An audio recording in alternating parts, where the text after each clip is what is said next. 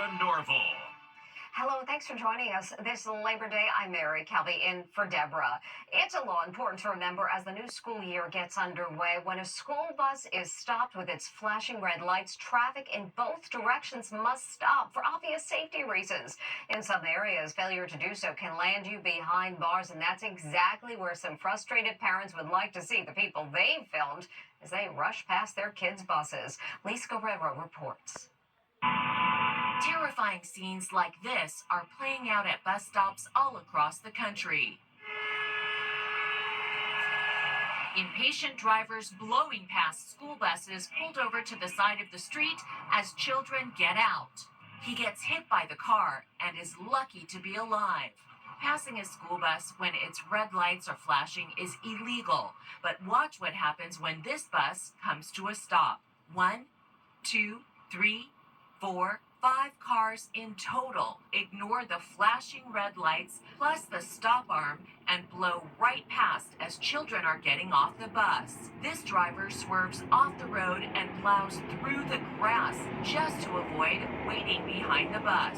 Failing to stop can have tragic consequences. It was the worst, devastating nightmare that any parent should ever have to witness. While trying to cross the street to board the bus, 3 of Brittany and Shane Ingalls' children were struck and killed by a passing pickup truck that ignored the blinking red lights. The driver was 24-year-old Alyssa Shepard. She was convicted and sentenced to 4 years in prison. There you go. There's the 2. There's 3. Lots of parents are fed up. This Florida mom is recording cars zipping past stopped school buses, posting the video online to shame motorists.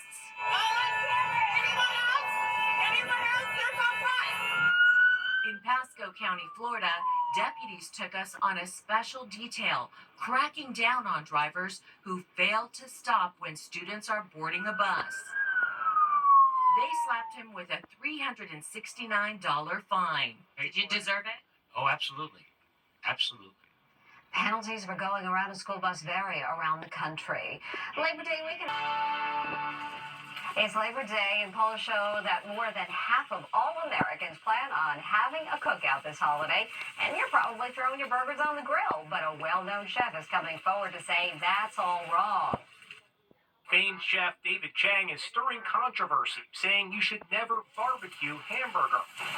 Yep, he says it's time to bring the beloved burger indoors. New York chef Abby Gelman tells our Allison Hall she agrees. When you cook them outside over high heat, the fat from those burgers falls into the fire, and then, everyone loves to see the flames come up and licking the burgers, but then you're actually burning the burgers.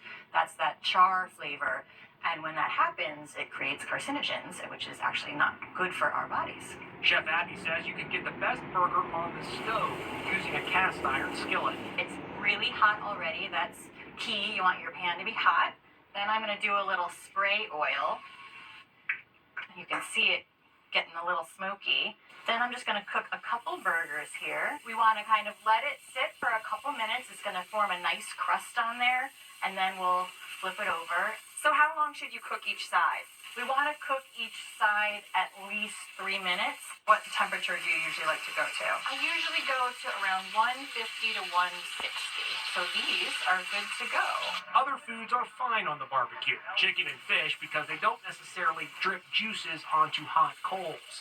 And hot dogs are okay because they're already cooked, so you're basically just reheating them. Now comes a taste test. That is way better than any barbecue burger I've ever had. I'm serious. All right. How about that? One poll found that 70% of Americans who are attending a Labor Day cookout will eat, yes, a burger. And when we come back, a new office hero is found just in time for Labor Day.